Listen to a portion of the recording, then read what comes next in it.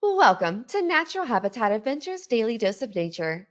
Today's presentation, Photographic Journey Through Nepal and Bhutan, is brought to you by NatHab Expedition Leader Conan Dumenil. A little bit more about our presenter. Conan has been guiding nature trips across India, Nepal, and Bhutan since 2004 and has assisted television crews with documentaries for Discovery, Animal Planet, and National Geographic. He's worked with conservation initiatives focusing on snake and snakebite mitigation while collecting and documenting wildlife for research.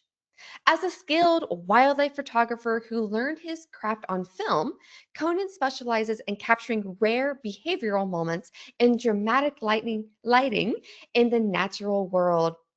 Thank you for being here today, Conan. Over to you. Thank you. Thank you very much. You're a bit of a flatterer, I must say, with that introduction. Thank you for that. Hello to all our viewers, and thanks for joining us today. Happenstance, this is one of my most favorite regions to talk about. And as I was talking to Brooke earlier, we realized that we'd explored the same area. And this is actually where my whole journey into guiding and into wildlife actually started in the sort of borders of India and Nepal in a region that we call the Terai. Now, I'm going to be talking to you a little bit more about over the Terai and just run you through the landscapes of both these countries. Now, I think each of these countries deserve a trip in itself and a webinar in itself. And I think my colleagues have covered this before. So if you're interested in learning more about background of culture and history of the countries, please do check out the webinars that have been spoken about earlier. And you might find me there on one or two as well. But for the purpose of today's, because we do have a time limit and I can go on and on and on, there are a few points that I want to cover with you today. So if you're someone who is thinking about joining this trip in the near future, or someone who's just actually signed up for it, I'm going to cover these essential questions and not just from a generic point, but also talk specifically about photography and some of the gear, focus more on our photo departures that we run on this trip. So if you have any of these questions, I hope to address them during this talk. And if you have any more, please submit them at the end, and I'll be very, very happy to talk to you about it. All right, let's go. Now, I always like to start with a bird's eye view, or here in this case, a satellite view of the whole thing. Where are these two countries? Some of the smaller countries, comparatively, when you compare, when you look at them in perspective of Asia, you got these two massive giants on either side of them, and Nepal and Bhutan kind of fit really snugly there, and sort of sheltered by the Himalayas. And a Nepali friend of mine once said that the countries are small and they're sort of shy, just like the Nepali people. They don't make a big do about anything. They like to kind of snuggle in there under the shadow of these mountains.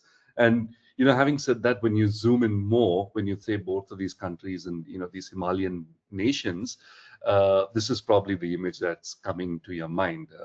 A landscape that you have these lofty mountain peaks, the highest in the world, and cloud covered valleys of rolling fields and whatnot. But there is actually a lot of diversity. You remember that word terai, which I mentioned earlier. This actually refers to vast tracts of swampland, which is basically the river valleys that rest at the foot of the mountains. So you got these lofty mountain peaks there, and then as you keep descending lower and lower in altitude, there's this myriad of landscapes that open up to you. And we will touch upon some of these landscapes as we go on the tour, and I will cover some of it just to give you an overview in this presentation as well. So you've got everything from lush foothills, rain shadow areas where you've got these rolling grasslands and meadows, which if you go this time of the year, which is sort of the end of the monsoons beginning into winter, you will have those last flower blossoms happening before the onset of winter. You've got lovely riverine forest dotted with hardwood trees, beautiful or very lush forest canopies, and of course, the riverine ecosystems, or in this part of the world, as we call the terai. Now, with this variety of landscapes also comes a variety of cultures. And though small in size, both these countries actually have unique cultural differences between communities that live almost isolated some places in some valleys.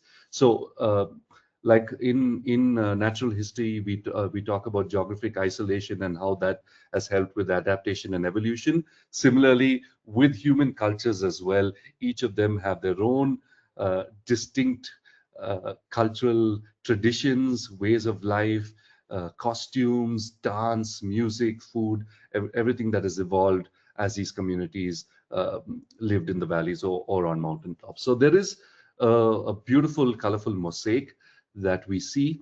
And when you compare it to an average wildlife trip, this trip actually gives you a good balance between the two. So we've got a lovely balance of nature and a beautiful component of the vibrant culture that we cover on this particular trip. Now, very quickly to move into the logistical aspects. Now, this is how we try and do justice, like I said, to both these countries, giving you a snapshot and of both, and kind of a little bit of in-depth view wherever we can into what these countries are. The trip starts off in Nepal. We fly into Kathmandu, which is an international airport situated in the largest valley of the country, the Kathmandu Valley. And we spend a couple of days there just finding our feet and also exploring a little bit of the history around the place. Now, um, on the first day, we start off with an orientation in the evening where we meet each other. We kind of establish what our preferences are, what our likes are, and how we can work this trip. And we give you an overview of what the following days have to hold. Now, on the first day there, as is appropriate, we will make an attempt to go up to this high point above the Kathmandu Valley, where it gives us a sort of a panoramic view of the mountain that we see beyond. So from this place, on a clear day, you'll actually see several of the world's highest peaks, starting with Everest on the east and moving all the way to Annapurna on the west. So we hope for good light that day and clear weather. Usually in winters, the weather is clear. And apart from landscape photography, it's also a great place to bird around and get pictures of the winter migrants as they come in. Now, after that, we move on to the big wildlife driven chunk of this trip, which is 3 days spent in Chitwan National Park. If you can see my cursor, it's in this area here, which is the lowland area or the Terai as we speak about. The entire Terai region is this region you see here, bordering India, Nepal, Bhutan, and Bangladesh, and it's a swampland, and it is really, really rich in wildlife. And we spoke before you came onto the webinar, the Terai is such a rich landscape. It was overlooked for a long time from conservation efforts because it's also one of the densest populated areas on the planet and holds a lot of valuable resources, everything from timber to sand to being a prime area for agriculture. And one of the lovely conservation projects, which we will talk about in depth when we go on this trip, is about the Terai Arc landscape and the interconnectedness of all of the national parks across these two countries, India and Nepal. So in Chitwan, what we'll see, how we see, I'm going to cover a little later as we go into this webinar, and moving back to our overview of the itinerary. So we come back from Chitwan after spending 3.5 days there. We fly back to Kathmandu, and that day, while we stay in Kathmandu, we will use the evening to visit one of the heritage quarters of the city, which is great for street photography. And if you like taking pictures of buildings, it's a fantastic place. The architect, even if you're not into photography, it is truly a lovely place to marvel at the beautiful architecture, unique architecture of this valley. On day 7, we will fly to Paro. So we fly from Kathmandu to Paro, which is incidentally also the largest valley in Bhutan, which is why they have the international airport there. So we fly into Paro, and then we drive to Thimphu, where we will spend the night at Thimphu, which is the capital.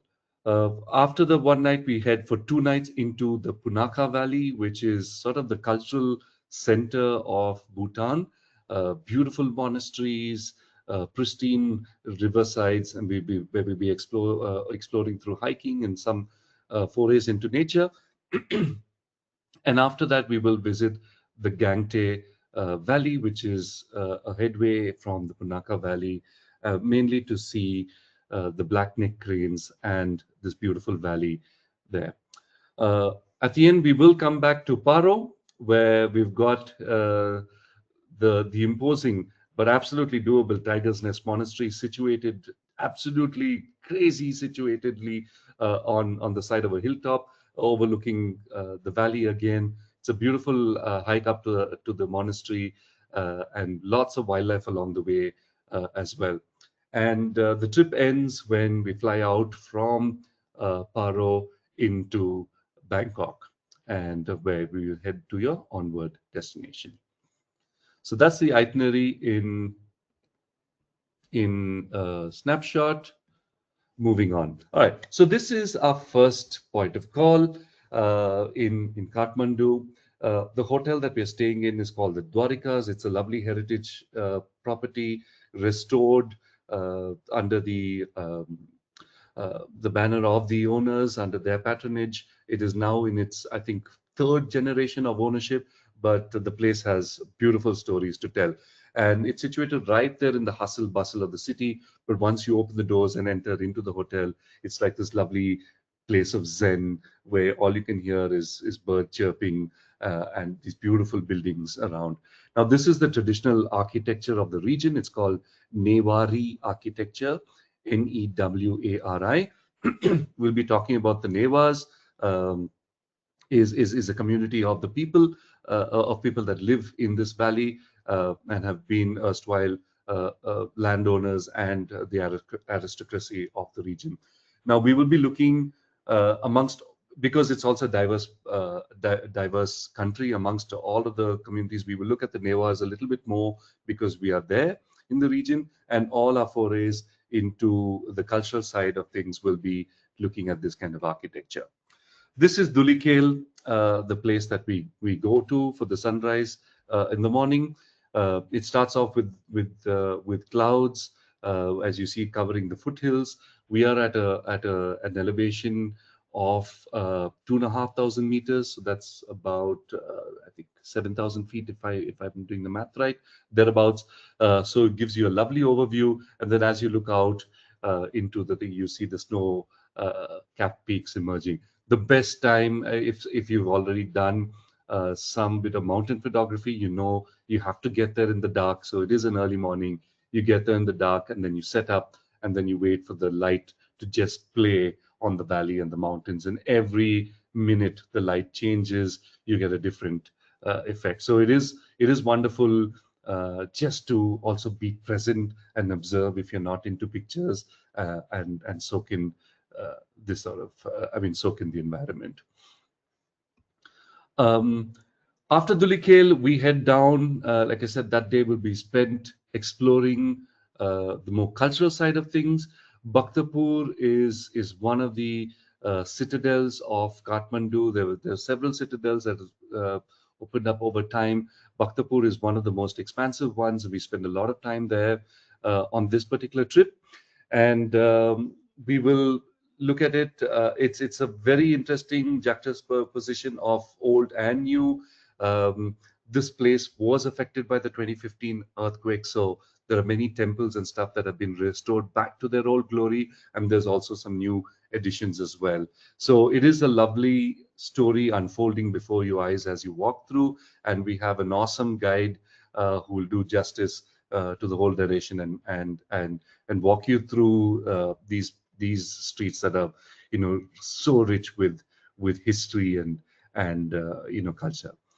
So we spent an entire afternoon here, or a larger part of the day here, really, and it is a dream for any photographer. If you're into street photography, there's lots happening. If you like landscape, if you like buildings and architecture, you'll get your fill of that as well. So, moving on now to our journey to Chitwan. It is an interesting one. There are two options to get to Chitwan. One is by road, which is a long, bumpy, almost 7 hour journey, 7 to 8 hour journey from Kathmandu, or we can also do it by a 20-minute flight, short air flight that goes to Bharatpur airfield, which is at the base of Chitwan. Now, lucky for you, we always choose the latter. And I often say we spend more time in the airport than we do on the plane, but still, it is an easy way to get through to Chitwan, the easiest way to get to Chitwan. It is a small flight, 55-seater aircraft. So, luggage, and you will get this information to you. Luggage is restricted. We'll tell you what to pack, how to pack, and we will cover it the day before the journey as well. So, rest assured, you will be prepared. It's always good to have a small camera with you or your phone handy, because as we fly over the foothills and the river valleys, it can make some lovely, interesting shots from the airplane as well. So a quick hop on, hop off flight, and about a 45-minute drive from the airfield to a fantastic lodge in Chitwan, where a world of wildlife awaits us. While at Chitwan, we will be primarily exploring through jeep safaris. We will do a few of them, and we will also have a chance to, again, weather permitting and depending on a few environmental factors. I also always like to give the option of doing a walk in the buffer region. And this is good because you do see wildlife on foot. Sometimes they're not great to photograph because they're a ways away, at least with the larger mammals, but you also get a chance to see some other wildlife up close, like birds, if you're lucky, some reptiles. If you're into macro photography, then insects and all of those things, which are much more up close, and you rarely have an opportunity to look at it through the jeep. So it is nice. It's also great to just stretch legs, and I think the best way to absorb in the landscape and forest is by walking through them. And so we will do that, a combination of walks and jeep safaris, which, of course, the latter, they're completely open jeeps. So you will have almost a 360-degree on both axes if you're into pictures. And even if you don't have large gear and you're walking around with an iPhone, absolutely fine. As you can see from this picture, they take perfectly good images as well. So our goal is also to get you close enough to respectfully close enough to the animals we are tracking, and get you good opportunities as pictures, but also understand behavior and observe what these animals are doing in their natural habitat. So most of our time, we usually safaris work. We do a morning slot. We come back for a brunch or lunch, and then we go out in the evenings again. So there will be time in the middle of the day to to gather some rest, have a shower, recharge batteries, both body batteries and camera batteries, download images, and do all of that before we head out for our evening safaris. Post safari, we like to have a discussion every evening at the bar over drinks. We can talk about images. We can talk about bird lists if you're keeping count, and anything else that we've seen along the way. So it's a lovely social evening where we talk everything about the landscape around us. One of the unique things that you can do, and I absolutely love in a park like Chitwan, is that you can take this small boat, almost like a dugout canoe. And then on one of the evenings, what we do is we just simply drift down the river. Now, it is a lovely way to actually connect with the landscape, because there's no sounds of motors, there's hardly any vibrations at all, really. And you're just gliding down this river, and you get to see animals coming out in the evening along the banks, uh, and you get you up close. There's been several occasions where we've seen rhinos come down to the water, and they don't seem perturbed by the boat at all. In Chitwan, which is actually a birding paradise, we have close to 650 species of birds that we're likely to see, a lot of them along the water's edge as well, especially if we go between the November to March season where this is planned. You will see a lot of migrant birds like the bar-headed geese, ruddy shell ducks, all of which come over the Himalayas from Central Asia and come in the riverine systems of India for the winter. Uh, the other two iconic creatures that and possibly only visible by boat, definitely in the case of the gharial, are these two large crocodilians. The gharial, which is the lowest animal on the screen, is an endemic to the Gangetic river system. So it's found all over the northern part of the Indian subcontinent. And then you have the mugger crocodile, which is the most widely distributed crocodile across the subcontinent, also known as a freshwater crocodile. And they grow to massive sizes too. And it's interesting. Sometimes you see them along the side of the banks, where people coming down from the village, collecting water, playing on the riverside, and these animals are not perturbed, and neither the people perturbed by them. And it's a lovely way to see various organisms in this ecosystem coexisting with each other. Now, the Nepal bit is not just about wildlife, and I know I have said this before, but this is just another image to show you that it's lovely cityscapes as well. The evening we come back, or the afternoon we come back from Chitwan, we have a visit to Patan Square. This is a much more compact version of Bhaktapur, but it's an afternoon which we like to do when we come back, because it gives you a chance of getting better images, working with the light better, since you've already taken some referential images, you know how to work, but also another time to see this vibrant society of people in the Kathmandu Valley. Now, moving on to the flight. Now, it is definitely one of the most scenic flights that you could take. And we try our level best to get everyone window seats. But however, this is not guaranteed all the time. But we do our best to get everyone a seat on the left side of the plane. The flight journey from Kathmandu to Bhutan goes literally across the Himalayas, and you will be making a fly by Mount Everest. So on a clear day, the mountains stand out. You can see some of these images. Well, the one right there on my extreme right is actually from the aircraft itself, taken to the mobile phone. We pray for clear weather. We pray for window seats. And if that works, keep your phones handy, keep your cameras handy. You will be sufficiently entertained and given enough opportunity to take images from. So the arrival into Bhutan actually is quite spectacular.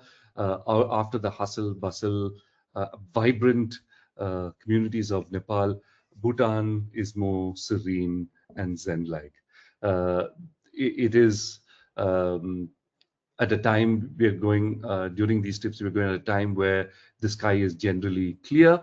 So we will get magnificent vistas wherever we go.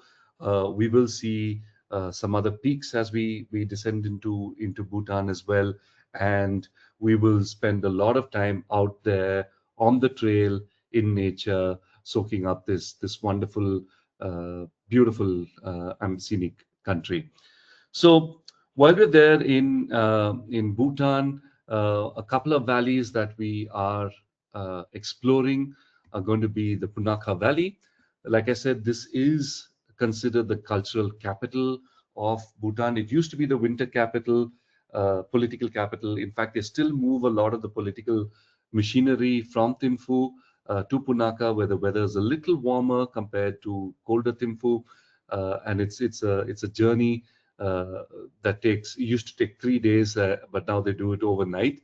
But they move the entire administration to Punakha and work out of this region for the rest of the winter. We will visit that monastery you see there. That's the Punakha Dzong, Dzong, which is the administrative center, but it's also the monastic center as well.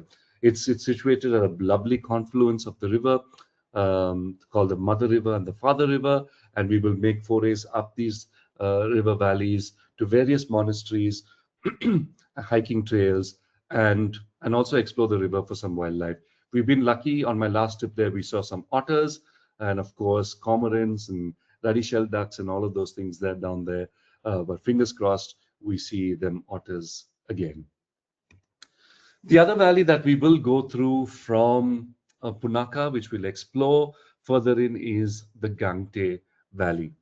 Now, Gangte is relatively less traveled as compared to some of the other valleys in Bhutan, but it's also the site of one of the most spectacular gatherings in natural history.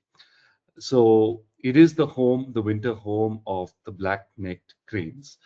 There are only a few hundred left in the wild. It is a critically endangered species. They spend most of the summers up in the Trans-Himalaya high altitude regions, and when the waters begin to freeze over there, these cranes come back, and they've known to come back generation after generation, same families, different generations to the same locations year after year. In Bhutan, they are treated with sacred reverence. There are lots of folklore stories about these cranes, and it's wonderful how it's sort of intertwined into their culture. And I'm not going to tell you anything about that now. You're going to have to wait till you come there and listen to these stories yourself. But it is an integral part of their culture, which is why it's doubly significant while we go to this valley to witness both sides of things. It is a lovely valley where we'll also take a walk around. It's a great place to get some magnificent photographs. Time lapses is something that I have tried last time to good results. It's nice because you have the clouds blowing in, so it makes a very, very dramatic time lapse.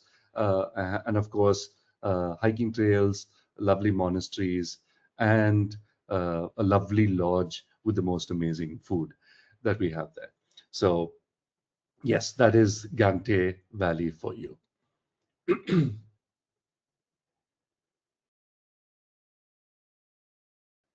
Now, moving on to our last part of the itinerary, the last location, we come back to the Paro Valley, where from a few short explorations around to look at the markets and some of the architecture, we also visit the Tiger's Nest Monastery. Now, this is a monastery that I always like to say it's more about the journey than the destination itself, much like, many aspects of life itself, right? But it is a spectacular monastery nonetheless. It is a 13 and a half kilometer hike up and down there.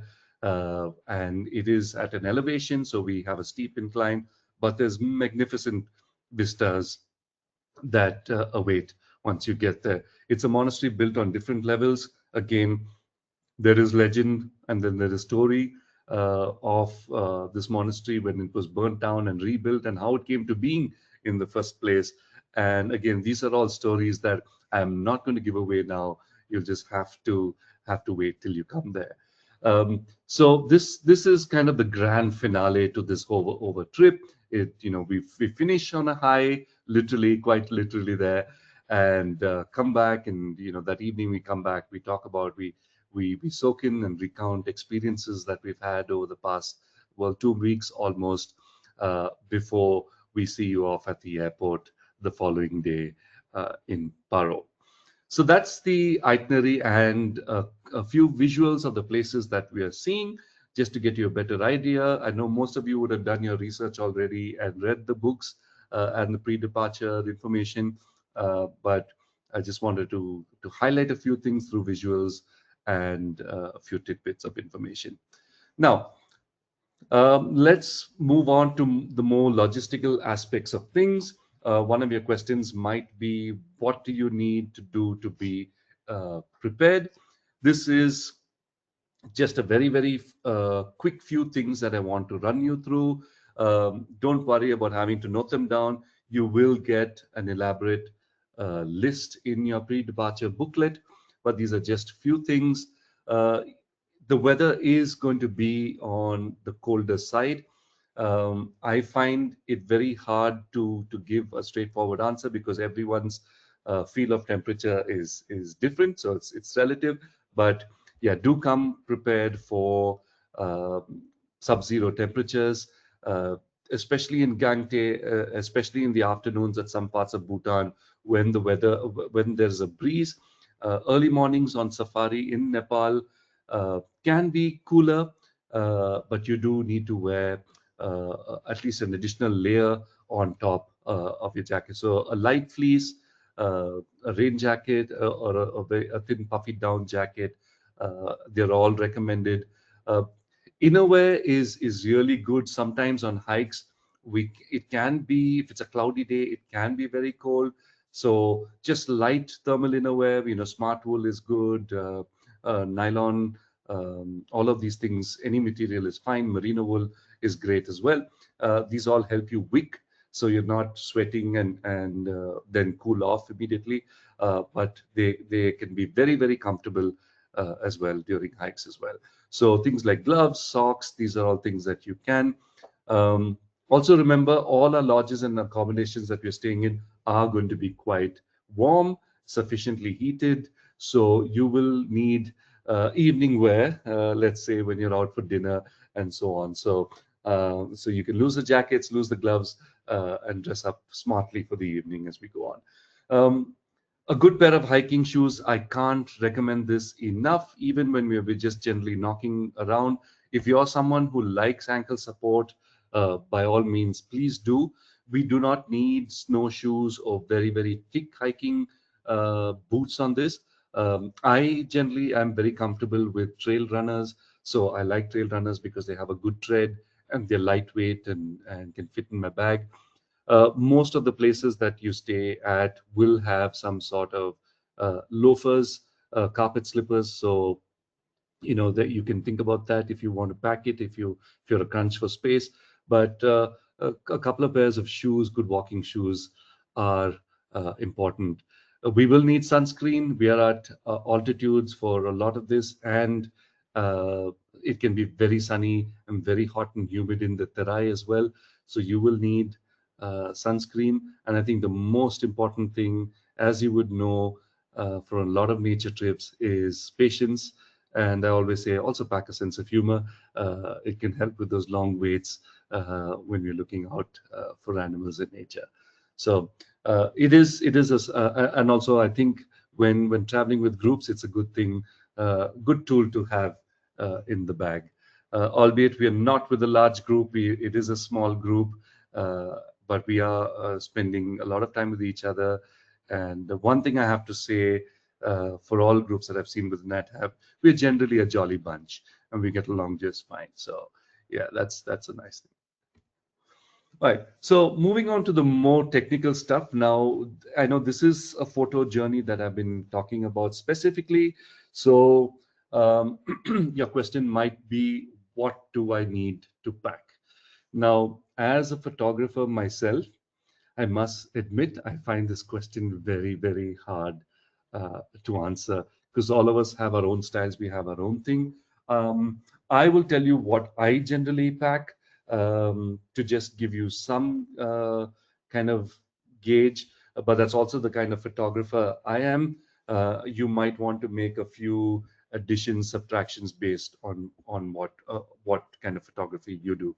Now, before the photo equipment, I think the most important thing, as you would know on wildlife trips, is a pair of binoculars.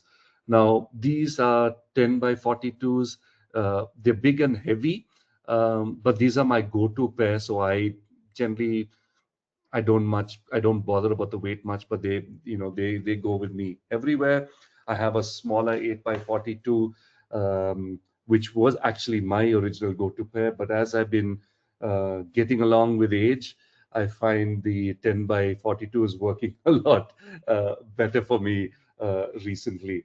If you have a small pair of travel binoculars and you're comfortable with that, by all means. If you want to save space, remember on Jeeps and stuff, there is place to keep, so you don't have to wear them around your neck. But on hikes, if you're walking and if you want to carry, you might want to think about that. So pack your binoculars. They can be they are very useful uh, on safaris, especially if you're out birding as well. Now, for wildlife, sorry, excuse me. For wildlife, a 400 lens is generally recommended at the very least. If you have a larger one or a fixed frame lens, which can be quite bulky, you can write to us. Any lens is recommended, I would say. The longer, the better. 400 we find quite adequate.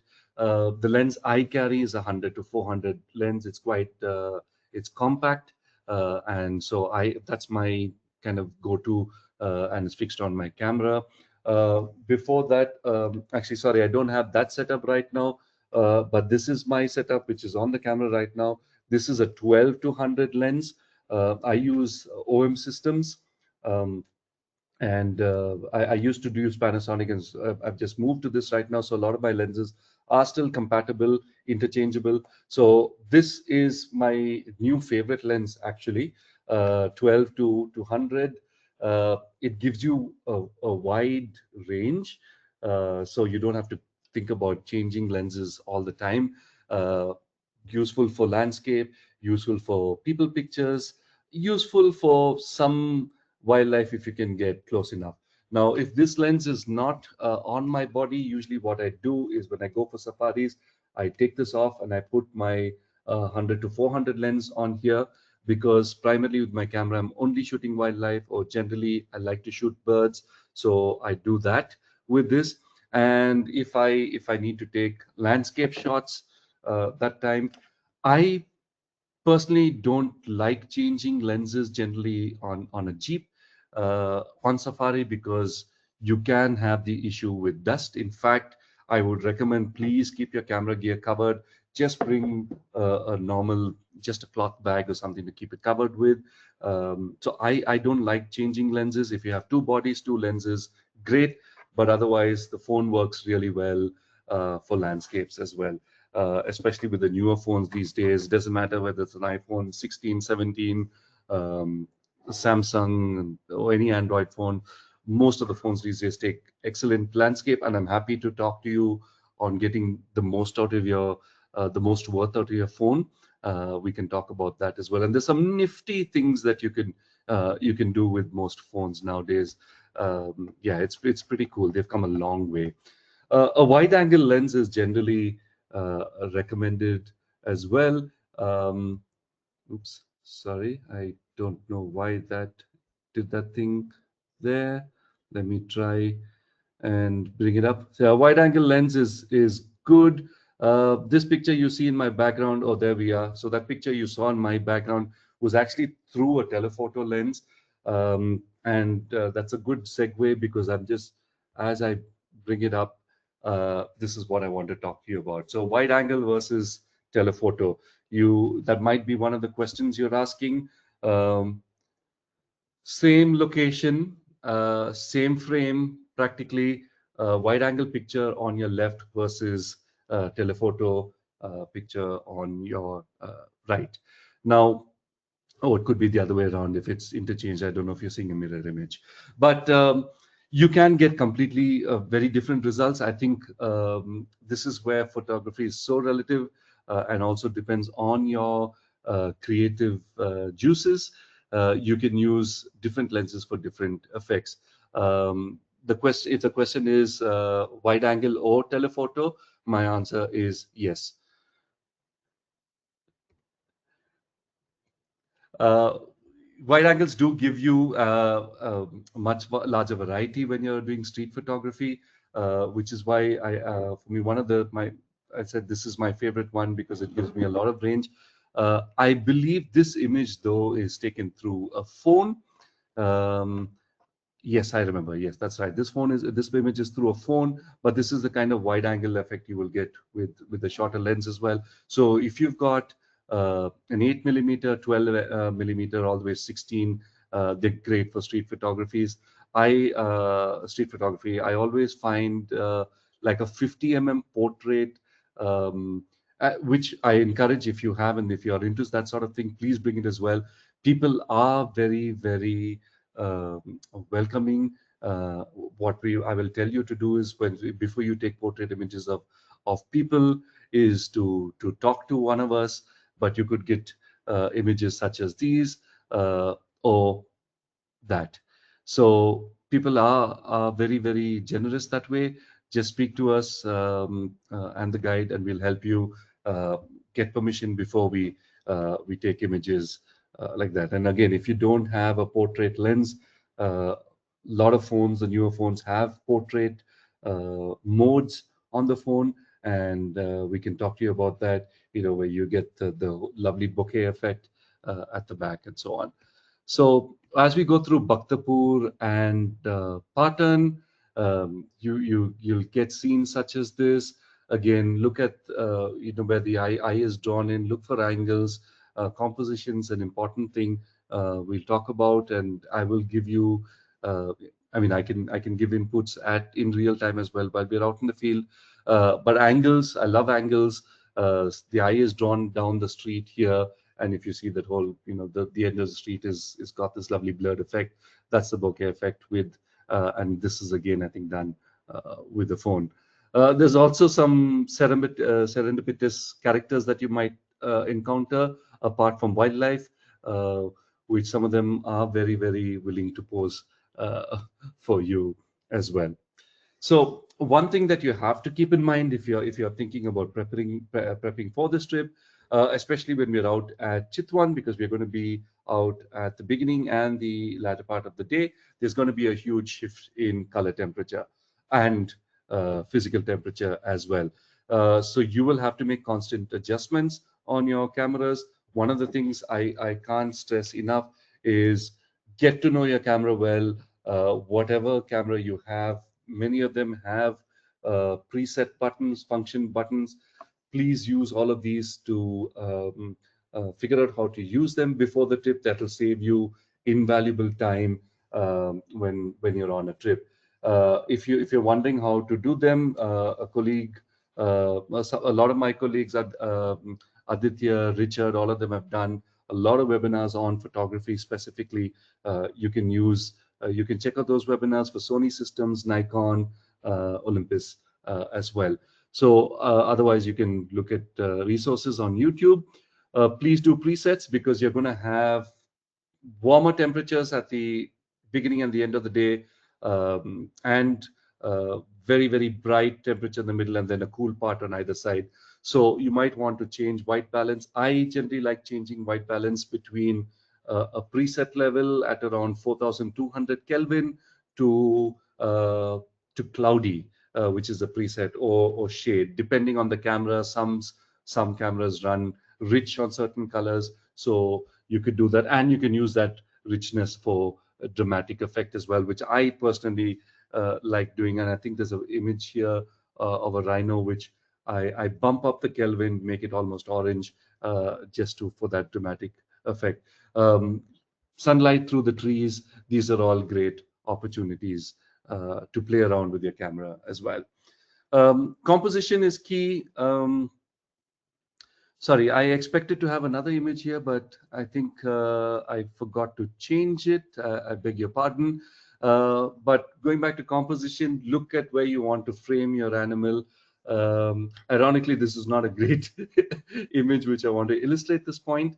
It's not cropped well, but just imagine having something like this, or an animal a little bit off on the side, having sort of negative space as well. So you need your eyes being drawn into the animal.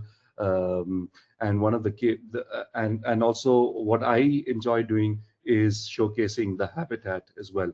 If you've got that great zoom lens, it's good to get some zoomed up images. But if you don't, images such as this are amazing pictures too, because it actually shows an animal in the habitat. And nothing says rhino in the Terai more than this image does. Make sure you get your eye in focus. This is like one of the cardinal rules for wildlife photography. Again, pinpoint focus or a small area focus and getting it anywhere around the face or the snout will help you get that eye in focus as well. Scale, especially when we are visiting Bhutan and the monastery, scale is a very important thing. It's lovely to get um, images of people, uh, going about their business, such as this monk here in the monastery, but also take those long shots. Take the long shots to actually show you the scale of the or the size of the building, which is an immense, massive structure in there. Look for images where you can get a person in the picture as well. If you go back to the image that I had previously of the girl walking in front of the beg your pardon, right there, it gives you an idea of life in motion, but also gives you an idea of scale as well. So it may look like a photo blooper, but you can actually use that to your advantage. Now, the cranes, of course, are going to be something that we're looking after, looking for specific to get pictures of. Uh, they are hard to take images of sometimes, because of the background haze. Of course, it's a dark face, but you want to look at we'll try and get close enough to get pictures of them, but you also want to catch them in action. And when the scene permits, try and get a portrait image. So you want to isolate, your angle is very important. You want to isolate a crane where it doesn't have any of this background fuzz going about itself, such as this, all of that there. So that'll make a horrible portrait. You want to make something that you can see that there is depth. So if it's an open ground, open scenery in the background. And the good part about these cranes is that they've got a yellow eye and they've got this little white patch around the eye, as you see there. So that's where you want to keep your focal point. And once you get that, you get the face sharp in this. So yeah, it's just a point. I just thought I'll throw it out there. Birds can be tricky to photograph, but we will have some fun once we're on the trip. So yes, so that brings me to a close of what I have to say to you. I would like to hear from you now if you have any questions moving forward. I think we still have some time left with us. So Brooke, I'll hand it over to you, and you can open the floor to our audience. Oh, thank you so much, Conan. I was having such great memories as you were showing those beautiful shots of Kathmandu. I remember having momos looking over the square, and it was some of the best momos of my life. So They thank you are for indeed. that. I'm so excited for everybody joining this trip. Just like Conan said, we have some time for some Q&A. So please, in your control panel, put your questions in, and we will get through as many as we can until the top of the hour. This is your time to talk to an expert of this trip. Oh, great. This is a good question. Is it regular or common to get altitude sickness to the hike to the tiger's nest? And if so, how should somebody manage that or prepare for it? Okay. So generally speaking, or rather, let me see, experientially speaking, we haven't had anyone get sick at that altitude, though medically, if you look at it, anything above 2,200 meters is prone.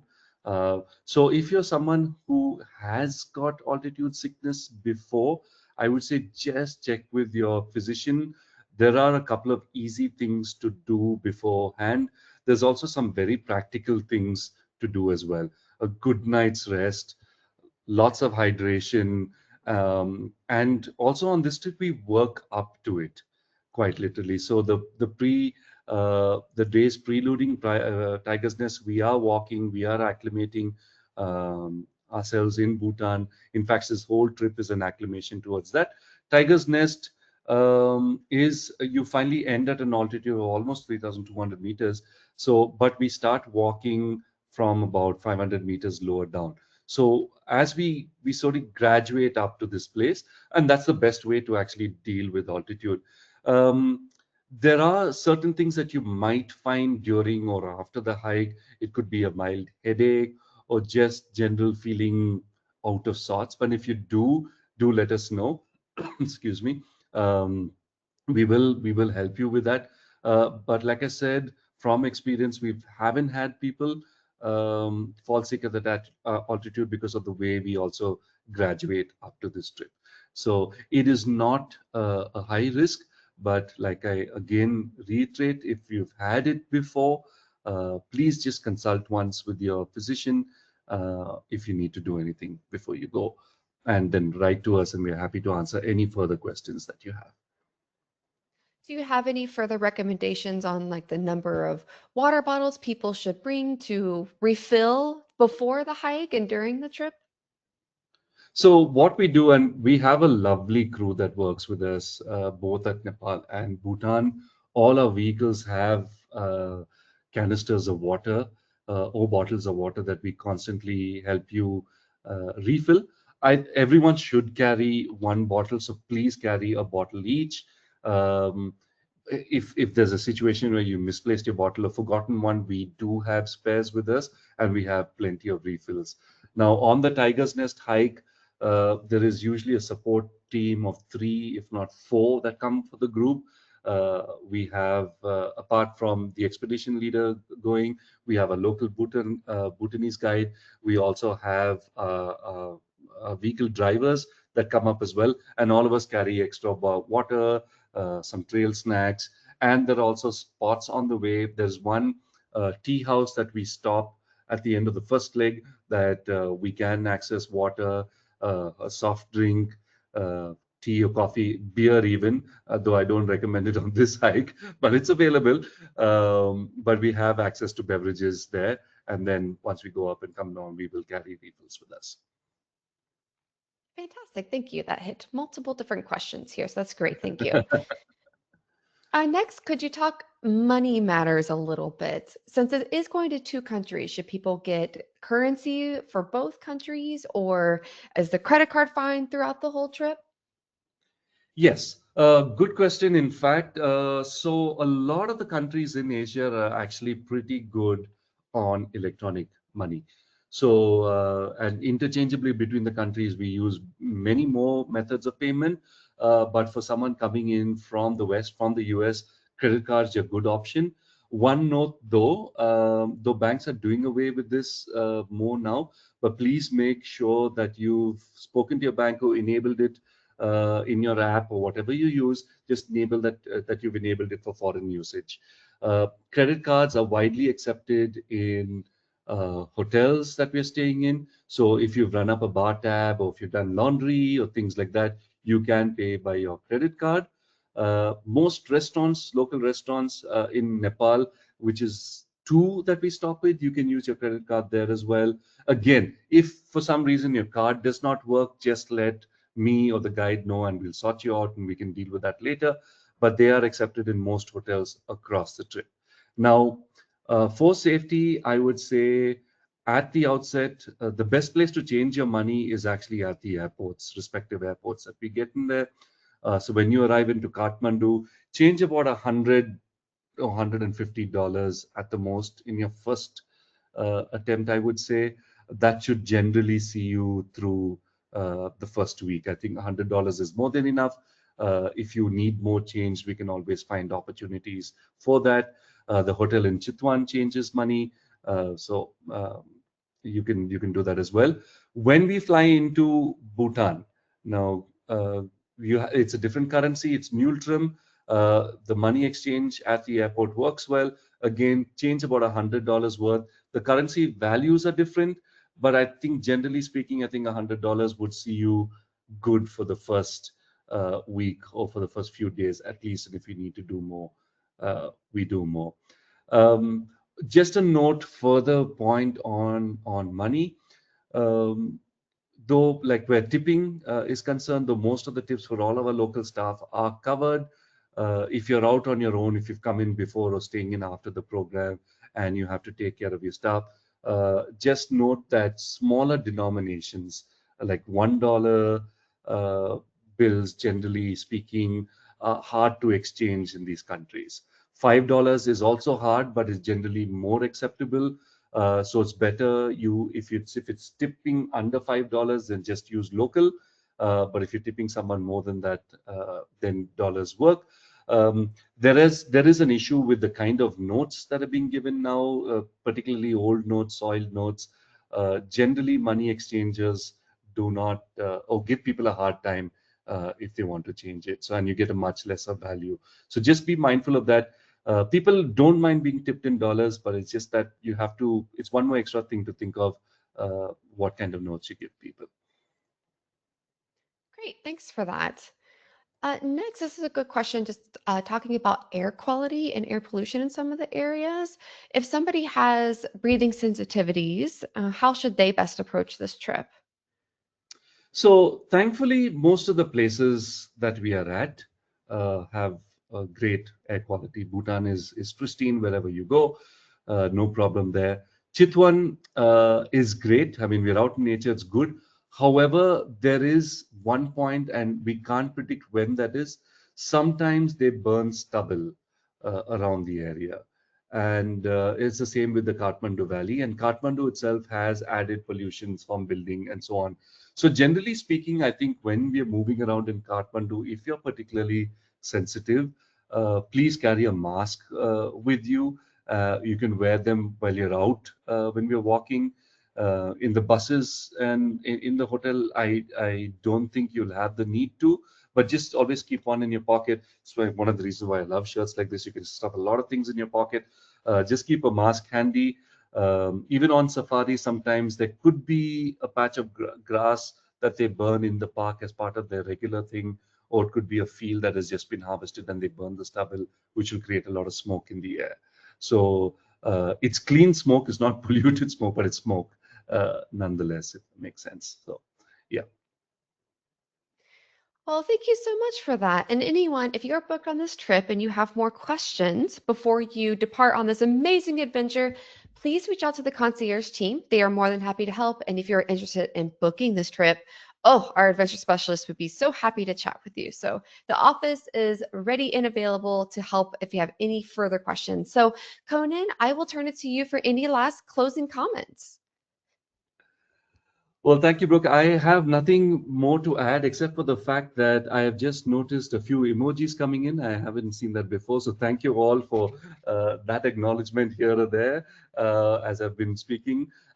It's been lovely talking to both of you. They are both fantastic countries and they await your arrival. And I can't wait to share them with you. So see you on the other side. Thank you, everyone, Yes, for Conan. joining us this evening.